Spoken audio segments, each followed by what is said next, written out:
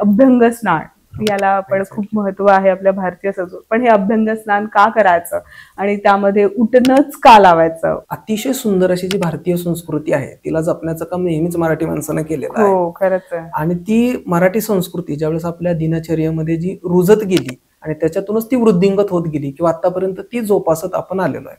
तुमचा जो प्रश्न होता की उठणं म्हणजे नेमकं काय, आता उठण्यामध्येच आहे की बेसिकली याची जी ओरिजिन आहे ते आयुर्वेदापासून होतं.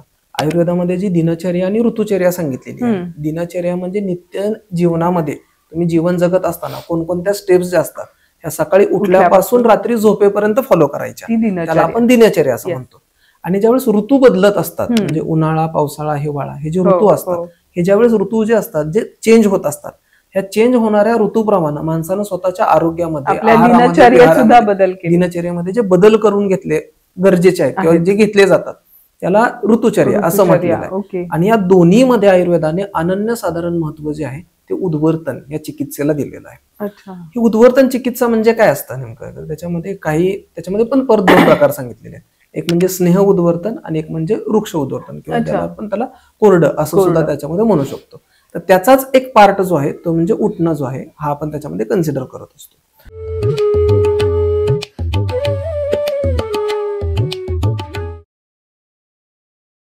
डॉक्टर बोलतोय तुमच्या आरोग्याची गोष्ट या शो मध्ये मी शुभाली जोशी तुमचं पुन्हा एकदा मनपूर्वक स्वागत करते. भारतीय परंपरा, आपली भारतीय परंपरा ही खूप महान आहे हे आता साऱ्या जगाला कळलं आहे. पण आपल्याच भारतीय लोकांना बरेच गैरसमज आहे आपल्या भारतीय संस्कृतीबद्दल.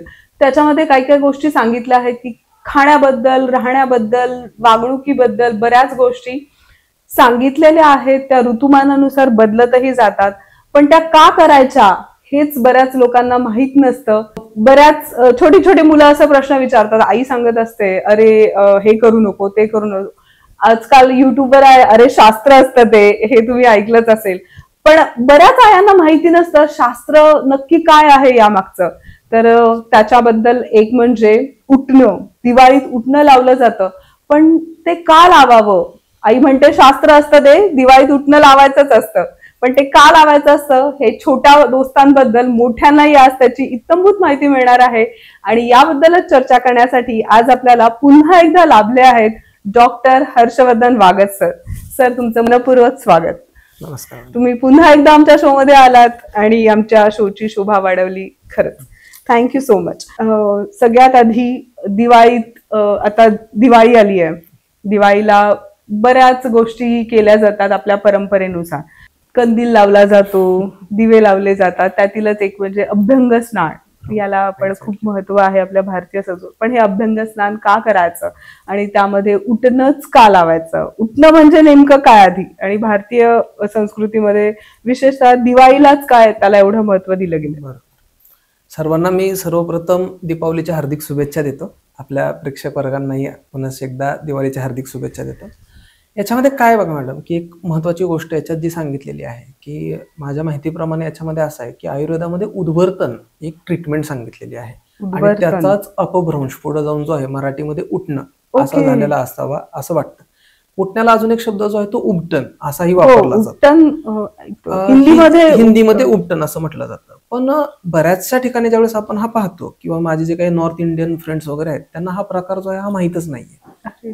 स्पेसिफिकली उठणं हा जो प्रकार आहे हा महाराष्ट्रामध्ये किंवा महाराष्ट्राच्या शेजारी सीमावर्ती जो भाग आहे याच्यामध्ये हा उठणं लावणं हा जो प्रकार आहे हा प्रामुख्याने फॉलो केला जातो. अतिशय सुंदर अशी जी भारतीय संस्कृती आहे तिला जपण्याचं काम नेहमीच मराठी माणसानं केलेलं आहे. आणि ती मराठी संस्कृती ज्यावेळेस आपल्या दिनचर्येमध्ये जी रुजत गेली आणि त्याच्यातूनच ती वृद्धिंगत होत गेली किंवा आतापर्यंत ती जोपासत आपण आलेलो आहे. तुमचा जो प्रश्न होता की उठणं म्हणजे नेमकं काय, आता उठण्यामध्येच आहे की बेसिकली याची जी ओरिजिन आहे ते आयुर्वेदापासून होतं. आयुर्वेदामध्ये जी दिनचर्या आणि ऋतुचर्या सांगितलेली आहे. दिनचर्या म्हणजे नित्य जीवनामध्ये तुम्ही जीवन जगत असताना कोणकोणत्या स्टेप्स ज्या असतात त्या सकाळी उठल्यापासून रात्री झोपेपर्यंत फॉलो करायच्या, त्याला आपण दिनचर्या असं म्हणतो. आणि ज्यावेळेस ऋतू बदलत असतात म्हणजे उन्हाळा, पावसाळा, हिवाळा हे जे ऋतू असतात, हे ज्यावेळेस ऋतू जे असतात जे चेंज होत असतात, ह्या चेंज होणाऱ्या ऋतूप्रमाणे माणसानं स्वतःच्या आरोग्यामध्ये दिनचर्येमध्ये जे बदल करून घेतले गरजेचे आहेत किंवा जे घेतले जातात त्याला ऋतुचर्या असं म्हटलेलं आहे. ओके. आणि या दोन्हीमध्ये आयुर्वेदाने अनन्यसाधारण महत्व जे आहे ते उद्वर्तन या चिकित्सेला दिलेलं आहे. अच्छा. ही उद्वर्तन चिकित्सा म्हणजे काय असतं नेमकं, तर त्याच्यामध्ये पण परत दोन प्रकार सांगितलेले आहेत. एक म्हणजे स्नेह उद्वर्तन आणि एक म्हणजे वृक्ष उद्वर्तन, किंवा आपण त्याला कोरडं असं सुद्धा त्याच्यामध्ये म्हणू शकतो. तर त्याचाच एक पार्ट जो आहे तो म्हणजे उठणं जो आहे हा आपण त्याच्यामध्ये कन्सिडर करत असतो. उठणं म्हणजे बेसिकली काय, तर जे चूर्ण असतात त्याचा अप्लाय जे असतो तो होल बॉडीवरती जो आहे तो केला जातो. तर त्याच्यामध्ये फक्त चूर्णाचा जो वापर आहे, म्हणजे फक्त उठण्यासाठी जे आपण पावडर देतो त्याचाही वापर तुम्ही करू शकता, किंवा जे आपल्या ट्रेडिशन मध्ये केलं जातं त्याच्यामध्ये तेल असेल, दूध असेल, गुलाबजल असेल, हे मिक्स करून त्याला ओलं करून त्याचा अप्लाय जो असतो तो बॉडीवरती केला जातो. आपल्या स्किनचा टोन किंवा आपला जे काही टेक्स्चर असेल शरीराचं, किंवा आपण कोणत्या भागामध्ये राहतो याच्यानुसार त्याच्यामध्ये डिफरन्सिएशन जे असतं ते पुढे होत जातं. बराचसा डीप थॉट त्याच्या पाठीमागे आहे आयुर्वेद. मग या उठण्यामध्ये कोणते नैसर्गिक घटक असतात आणि त्याचे फायदे काय काय असतात? उठणं जे आहे ना, बघा बेसिकली काय की आयुर्वेदामध्ये जे घटक वापरले जातात ते मुळातच निसर्गात आहे. कारण आयुर्वेदामध्ये वापरल्या जाणारी प्रत्येक गोष्ट जी आहे ही निसर्गातून उत्पन्न झालेलीच गोष्ट जी असते ही मेडिसिनल ट्रीटमेंटसाठी वापरली जाते. यद पिंडे तद ब्रह्मांडे, म्हणजे जे जे निसर्गात आहे ते मानवी शरीरात आहे. त्याच्यामध्ये ज्यावेळेस बिघाड उत्पन्न होतो किंवा कोणत्याही गोष्टीमध्ये त्यावेळेस शरीरामध्ये बदल घडत असतात, त्याला व्यवस्थित करण्यासाठी आपल्याला नॅचरली गोष्टींचीच गरज असते. आणि म्हणून याच्यामध्ये जे घटक वापरले जातात ते मूळतः जर आपण त्याचा बेसिक फॉर्म्युला जर आपण बघितला तर ते सगळे नैसर्गिक घटक आहेत. त्याच्यामध्ये जे दैनंदिन जीवनामध्ये आपल्याकडे मिळत असतात त्याच्यातला सगळ्यात मुख्य घटक जो असतो तो म्हणजे हळद जी असते त्याच्यामध्ये वापरली जाते. त्याच्याशिवाय मुस्ता, म्हणजे ज्याला नागरमोथा असं आपण म्हणतो, तो पार्ट जो आहे त्याच्यामध्ये वापरला जातो. वाळा आहे, अशा बऱ्याचशा ज्या गोष्टी असतात त्याच्यामध्ये वापरल्या जातात. शिवाय ज्यावेळेस आपण बेसिकली इन्ग्रेडियंट ज्यावेळेस आपण बघतो, आजकाल मार्केटमध्ये काय बघा की ज्यावेळेस आपण मार्केटमध्ये बघत असतो त्यावेळेस आपल्याला आपण जातो आणि मुळात उठण्याचे जे पाकिटच येतात त्याच्यावरती लिहून आलेलं असतं सुगंधित उठणे. आता ते नॅचरली सुगंधित द्रव्य वापरून सुगंधित आहे का आर्टिफिशियली केमिकल वापरून सुगंधित आहे, हाच सगळ्यात मोठा प्रश्न जो आहे तो आपल्याकडे पाहिलेला. ज्यावेळेस घरगुती जे उठणं वापरतात लोक, त्याच्यामध्ये काय बघा की उठणं म्हणजे नेमकं काय हेच लोकांना माहित नाहीये, किंवा उठणं म्हणजे आपण वापरायचं काय त्याच्यामध्ये हेच लोकांना माहित. आता तुम्ही सांगितलं नागरमोथा, वाळा, हे माहितीच नव्हतं की तो पार्ट त्याच्यामध्ये वापरला जातो.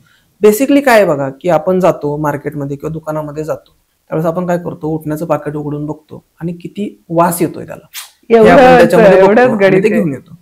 ऍक्च्युली काय आहे की कॉस्मॅटिक पर्पजले आपण वापरतोय का फक्त शरीराला त्याचा फायदा व्हावा या दृष्टीने आपण वापरतोय हे बघणं आपण गरजेचं आहे.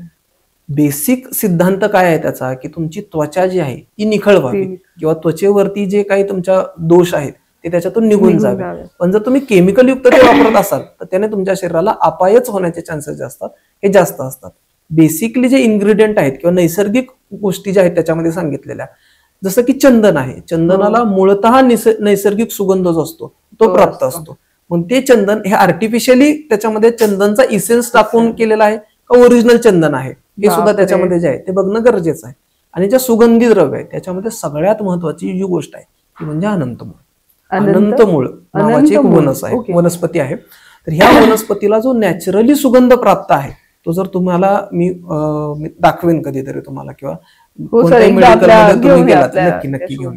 त्याची शेती आपण स्वतः करत असतो, कारण आम्ही पाहिलं की अनंतमुळाचे जे रेट होते, जे काही बाहेर समाजामध्ये किंवा मार्केटमध्ये ज्या प्राइस मध्ये अनंतमुळ मिळत होतं तो आणि उठण्यामध्ये वापरलं जाणारं अनंतमुळ याचा तारतम्य आम्हाला कुठेच लागत नव्हतं. जेवढ्या क्वांटिटीमध्ये अनंतमुळ हे त्या उठण्याच्या पॅकेटवरती लिहिलेलं असतं आणि ज्या रेटमध्ये अनंतमुळ आपल्याला मार्केटमध्ये मिळतं त्यावेळेस आमच्या मनामध्ये असा प्रश्नचिन्ह निर्माण झालं की खरंच हे अनंतमुळ ओरिजिनल त्याच्यामध्ये वापरलं असेल का नाहीये. म्हणजे साधं सोपं उदाहरण जर तुम्हाला सांगायचं म्हटलं, कोणत्या तरी दुकानामध्ये तुम्ही गेलात आणि तिथं तुम्हाला 2,000 रुपयामध्ये जर सोनं मिळतंय असं जर त्यांनी सांगितलं, म्हणजे एक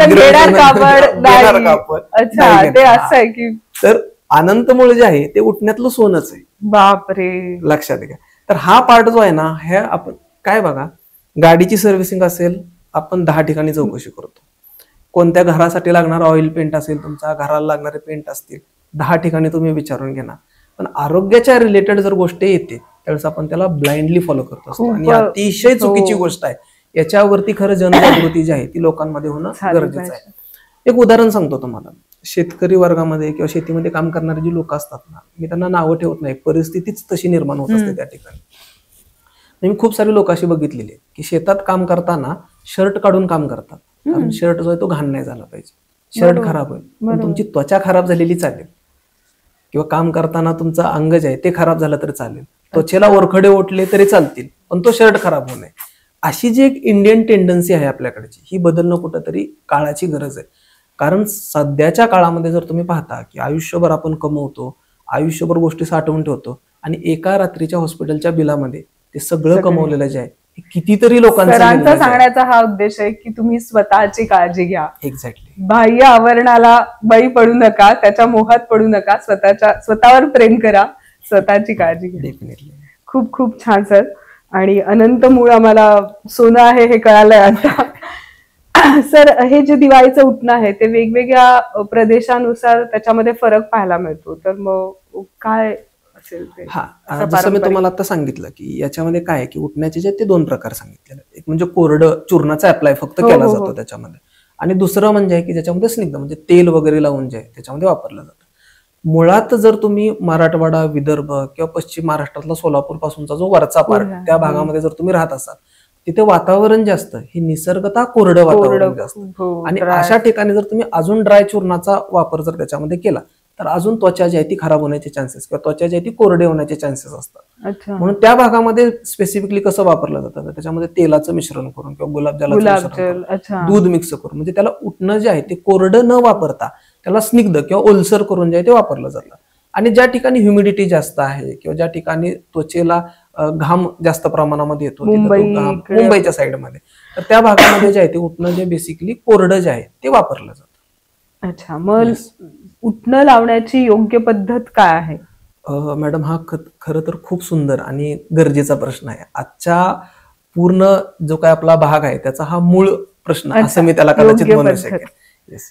उठणं लावण्याची पद्धत आहे ना, ही दिवसेंदिवस जी आहे ती बदलत चाललेली आहे. आपल्या लहानपणी ज्यावेळेस आपण बघितलं किंवा जे आमच्या ग्रामीण भागामध्ये घराकडे जे वापरलं जातं त्याच्यामध्ये आई येते आंघोळीला किंवा फक्त चूर्णाचा अप्लाय होतो, जसं आपण साबण लावतो अंगाला, लिटरली तसं ते.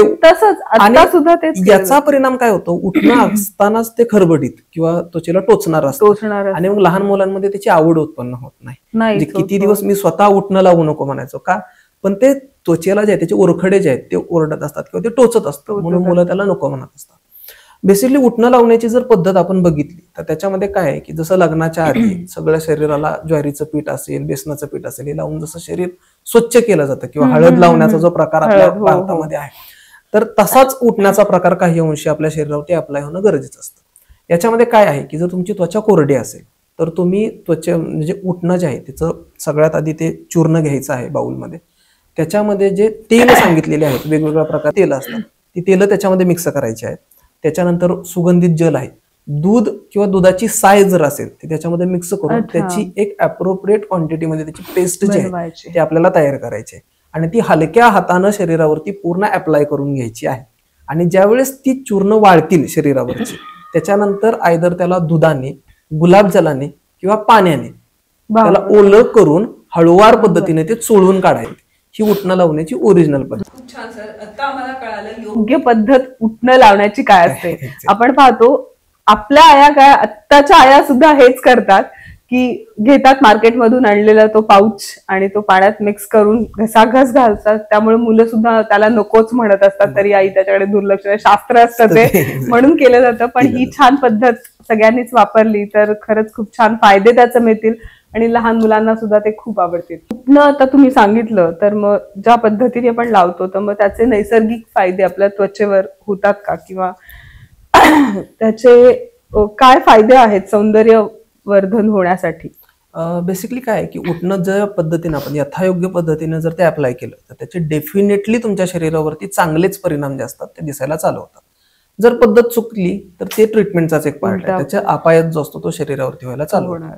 बेसिकली आपण 2 टेक्स्चर जे असतात त्वचेच्या बाबतीत ते बघतो. काही लोकांची त्वचा जी असते ती कोरडी असते, काही लोकांची त्वचा जी असते ती तेलकट असते. आता मी ज्या पद्धतीने सांगितलं मगाशी तुम्हाला, म्हणजे ते ओलसर करून त्याच्यामध्ये दूध, दुधाची साय किंवा तेल मिक्स करून, जर तुमची त्वचा कोरडी असेल तर तुम्ही त्या पद्धतीने उठणं जे आहे ते शरीरावरती अप्लाय करायचंय. पण जर तुमची त्वचा जी आहे ही स्निग्ध असेल किंवा जास्त तेलकटपणा जर तुमच्या त्वचेवरती येत असेल तर तुम्ही कोरडं उठणं फक्त पाण्यामध्ये पेस्ट करून जरी अप्लाय केलं तरी सुद्धा तुमच्या शरीरासाठी ते सफिशियंट आहे.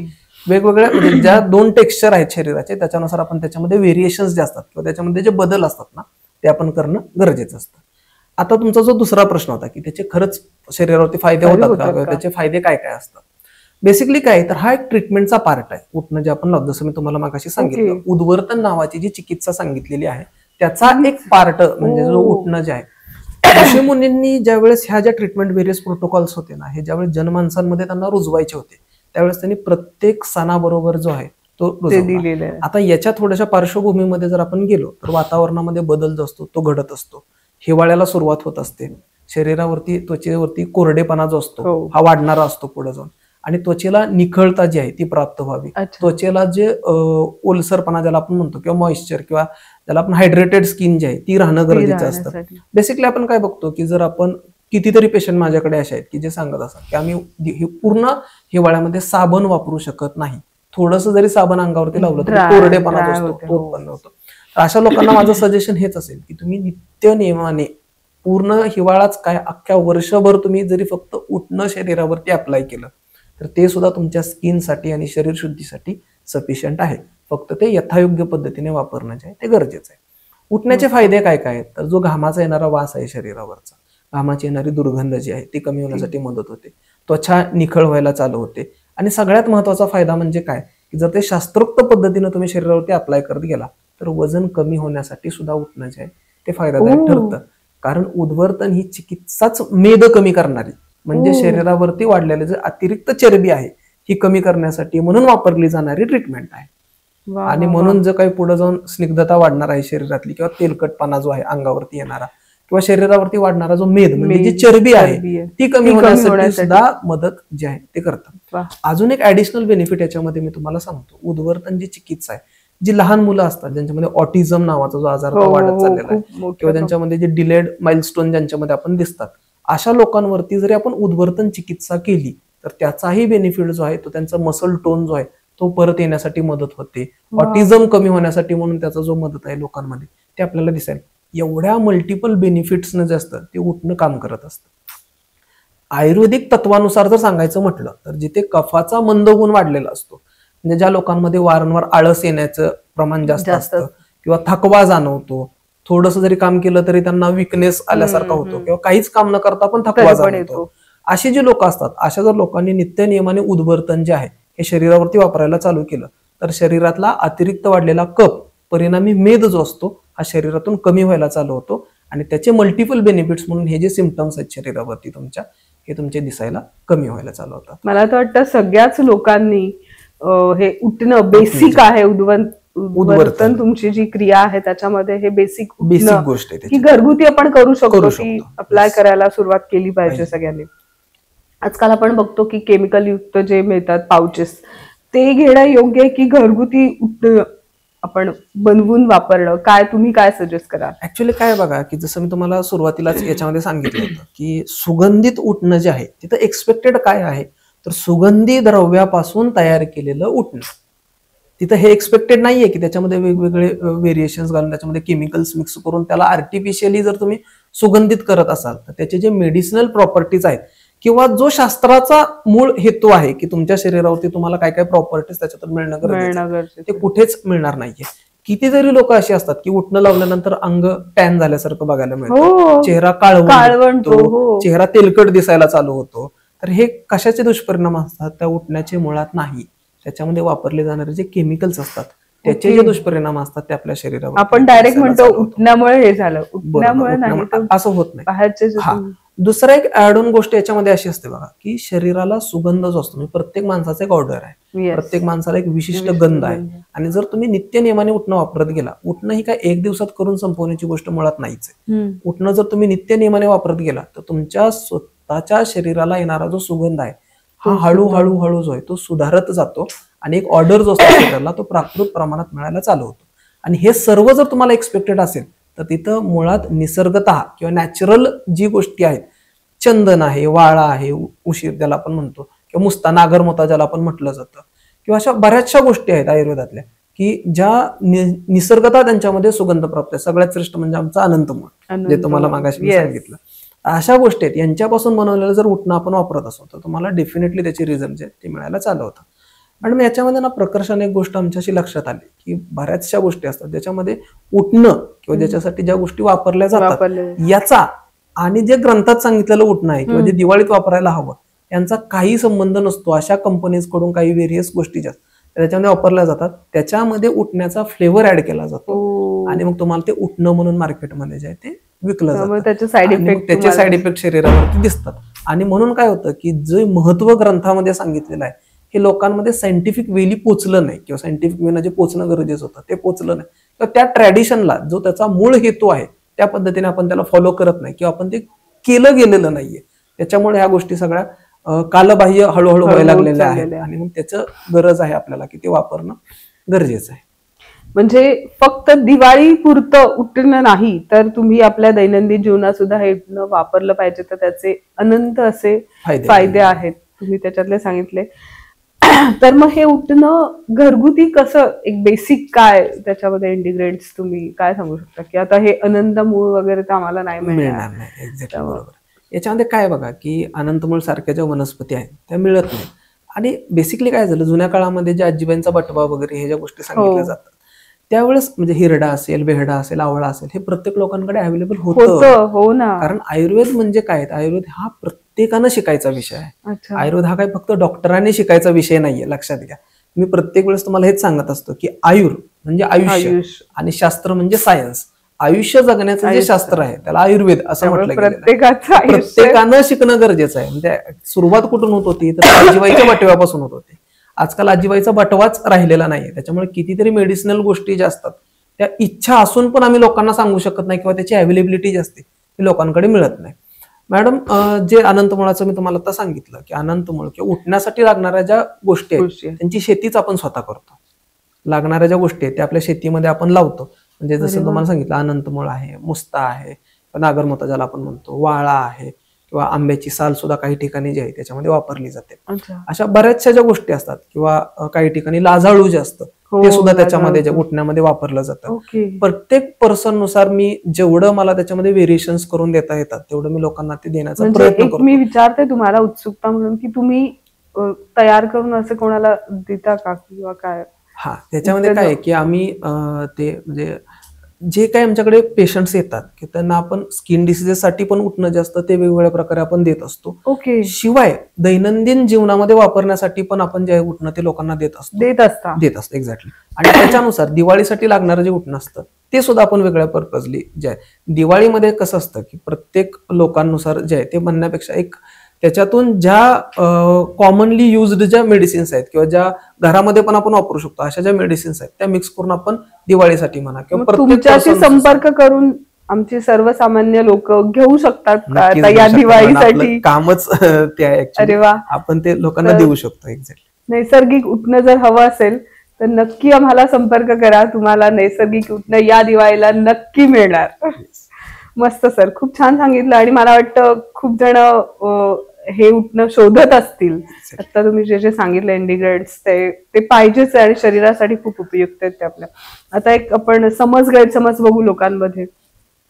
तुम्ही सांगितलं आता हे उठणं आम्ही आणलं आणि आपण म्हणतोय तुम्ही फायदे सांगितले. उठणं लावलं की 1 तासभर ठेवूयात चेहरा छान होईल आपला. नाही अशातली काही गरज नाही. बेसिकली जर मी तुम्हाला आता सांगितलं की उद्वर्तन जी प्रक्रिया किंवा उठणं लावण्याची जी प्रक्रिया आहे त्याच्यामध्ये आपण लोकांना असं सजेस्ट करत असतो की ज्यावेळेस तुम्ही उठण्याची पेस्ट तयार केली म्हणजे जर तुमची त्वचा जी आहे ती कोरडी आहे तर कोरड्या त्वचेसाठी तुम्ही उठण्याचं शरीराला जेवढं लागणार आहे तेवढं जर चूर्ण तुम्ही घेतलं त्याच्यामध्ये दुधाची साय किंवा दूध किंवा जे सुगंधित तेल असतात किंवा जी दिवाळीमध्ये अभ्यंगासाठी जी तेलं सांगितली तर ते तेल तुम्ही त्याच्यामध्ये मिक्स केलं आणि त्याची एक यथायोग्य पद्धतीने अप्रोप्रिएट क्वांटिटीमध्ये पेस्ट जर तुम्ही तयार केली. आता पेस्ट तयार करताना पण काही लोकांकडे काय होतं की खूप जास्त पाण्याचा वापर त्याच्यामध्ये होतो आणि मग ती पेस्ट जी आहे ती पातळ व्हायला चालू होते. त्वचेला लेप लागेल एवढ्या प्रकारची जर तुम्ही थिक पेस्ट तुम्ही तयार केलीत आणि ती पेस्ट शरीरावरती अप्लाय केल्यानंतर ती पेस्ट वाळेपर्यंत वाट बघायची. याचा अर्थ असा नाहीये की फॅन खाली बसून ती वाळवायची आहे किंवा ब्लोअर घेऊन ती पेस्ट वाळवायची आहे असं मुळात नाही. नॅचरली ज्या ठिकाणी तुम्हाला जास्त हवा लागणार नाही अशा ठिकाणी तुम्ही बसून ती पेस्ट जी आहे ती वाळवायची आहे आणि नंतर ज्यावेळेस ती पेस्ट वाळेल त्यावेळेस तिला हळूवार ओलं करून ती आपल्याला पेस्ट जी ती काढायची. मग काही ठिकाणी त्याला ऍव्हरेज जर आपण बघितलं तर एक 10 ते 15 मिनिटाचा वेळ जो असतो त्याच्यासाठी लागतो. तास 2-2 तास जे आहे ते लावून बसणं योग्य नाहीये. पण जर तुम्ही उठणं जास्त वेळ शरीरावरती तसंच कोरड्या अवस्थेमध्ये जर ठेवलं, त्याच्यामुळे त्वचेला ड्रायनेस येण्याचे चान्सेस जे असतात हे जास्त असतात, म्हणून ते जास्त वेळ ठेवणं योग्य नाही. अजून एक समज लोकांमध्ये आहे की तुम्ही सांगताय त्वचेचा विचार करून केलं पाहिजे, पण एक लोकांमध्ये समज आहे की काही गरज नाहीये, त्वचा कुठली आपली तेलकट कोरडी सगळ्यांसाठी एकच उठणं आणलं जातं घरात आणि तेच वापरलं जातं. ऍक्च्युली काय, उठणं सगळ्यांसाठी एक आणणं हा पार्ट वेगळा आहे, पण ज्यावेळेस आपण अप्लाय करत असतो उठणं ते कसं करायचं, त्यावेळेस कशा पद्धतीने आपण करतोय हे गरजेचं आहे. उठणं जरी तुम्ही घरच्यांसाठी एकच पॅकेट घेऊन आला, पण तुम्ही ज्यावेळेस त्याला अप्लाय करत असता त्यावेळेस मात्र तुम्हाला तुमची त्वचा कोरडी आहे का तुमची त्वचा तेलकट आहे हे पाहणं गरजेचं आहे. ते बघून मग तुम्हाला त्याचा अप्लाय करायचं. एक्झॅक्टली. दिवाळीत फक्त एकदा उठणं वापरायचं, नंतर विसरून जायचं. वर्षभर काही उठणं कोणी युज करत नाही. ऍक्च्युली काय आहे की गरज नसते असं वाटतं लोकांना, किंवा ते परत शास्त्राच्या रिलेटेड ते जोडलं जातं आणि मग त्याचा व्यवहारातला जो भाग आहे हा लोकांकडून विसरून जातो. किंवा सगळ्यात महत्वाचं काय की जे बदलती जीवनशैली आहे त्याच्यामध्ये रोज सकाळी जर मी उठणं लावून तुम्ही 20 मिनिट आंघोळीसाठी घालवा असं जर कोणाला सजेस्ट केलं एक्झॅक्टली, तर तुम्हाला जेवढा वन्स अ वीक किंवा 2 दिवसातून 3 दिवसातून जेव्हा तुम्हाला वेळ मिळेल तेव्हा तरी तुम्ही ऍटलिस्ट उठणं जे आहे ते शरीरावर आठवड्यातून एकदा तरी लावणं गरजेचं आहेच उठणं. आणि तो ऋतुचर्याचा आणि दिनचर्याचा पार्ट आहे. जेवढ्या जास्तीत जास्त दिवस तुम्ही शरीरावरती अप्लाय करा. खरं तर माझं परखड मत असं आहे की उठणं हे रोजच शरीरावरती अप्लाय करणं गरजेचं आहे. पण तरी जी बदलती जीवनशैली आहे लोकांची त्याचा जर आपण विचार केला तर लोकांना जॉब सोडणं हा काय त्याच्यावरचा ऑप्शन नाहीये, म्हणून उठण्यामध्ये आपण बदल करू शकतो वापरायचे. लोकांमध्ये समज आहे की आता बाजारातील उठणं केमिकल युक्त उठणं घेतल्याशिवाय दुसरा पर्यायच नाहीये, काय करू शकतो? नाही, त्याचं काम आम्ही करतोय सध्या.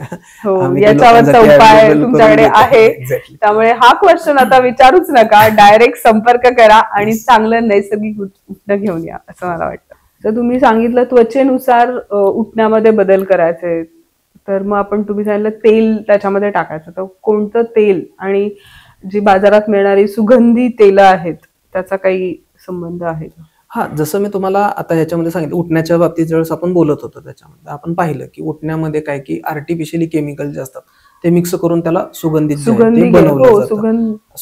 बनवलं जातं उठण्याला. पण त्याच्यामध्ये एक्सपेक्टेड काय आहे आपल्याला की जे नॅचरली सुगंध असणाऱ्या ज्या वनस्पती आहेत त्यांचा वापर आपण त्याच्यामध्ये करणं गरजेचं असतं. चंदन तुम्ही सांगितलं, हा म्हणजे फॉर एक्झाम्पल मी चंदन सांगितलं, अशा बऱ्याचशा गोष्टी आहेत त्याच्यामध्ये. तसाच रूल जो आहे हा आपल्या तेलाच्या बाबतीत पण लागू होतो. आणि दिवाळीसाठी जे सुगंधित तेल वापरलं जातं, अभ्यंग म्हणलं की मग तेल लावून मग आंघोळीला जाणं हा जो प्रकार आहे, अभ्यंगाचा जो प्रकार सांगितलेला आहे त्याच्यामधला, तर जे तेल उठण्यामध्ये मिक्स केलं जातं किंवा जे अभ्यंगासाठी म्हणून दिवाळीमध्ये वापरलं जातं, तर त्याच्यातला पार्ट असा आहे मॅडम की परत अगेन तोच प्रश्न इथे येतो की तुम्ही जे तेल वापरताय ते मूळतः सुगंधित औषधींपासून तयार केलेलं आहे का त्याच्यामध्ये आर्टिफिशियली परत सुगंध जो आहे तो मिक्स केलेला आहे. आणि हाच प्रश्न जो आहे मग त्याच्यामध्ये उठण्यासाठी कोणतं वापरायचं असं जर प्रश्न असेल त्याच्यामध्ये तुम्ही तिळाचं तेल वापरू शकता किंवा तुम्ही खोबरेल तेल जे आहे ते सुद्धा तुम्ही त्वचेसाठी नॅचरल याच्यामध्ये जर वापरायचं असेल तर. आणि मग जे सुगंधी औषधांपासून तयार केलेली जी सुगंधित तेल असतात ज्यांना नॅचरली सुगंध जास्त असतो, म्हणजे उदाहरणार्थ चंदन बलालाक्षदी तेल आहे ज्याच्यामध्ये चंदनाचा बल्याचा वापर जो केला जातो, किंवा बोरं जे असतात आपली किंवा कुळीत म्हणजे ज्याला हुलगे आपण म्हणतो यांच्यापासून, किंवा जे सातूचं पीठ किंवा सातू जे असतात या तिन्हींचं मिश्रण करून त्याच्यापासून जे महाबलादी तेल जे आहे ते बनवलं जातं. याचा वापर जर तुम्ही अजून नित्यनेमाने उठण्यामध्ये जर करत असाल किंवा अभ्यंगासाठी करत असाल, त्याच्यामध्ये काय तुमच्या प्रकृतीनुसार, कारण तिन्ही प्रकारच्या वेगवेगळ्या प्रकृती आहेत आणि त्या प्रकृतीनुसार त्याचं परीक्षण करून जर आपण ह्या तेलांचा वापर केला हे अतिशय फायदादायक आहे.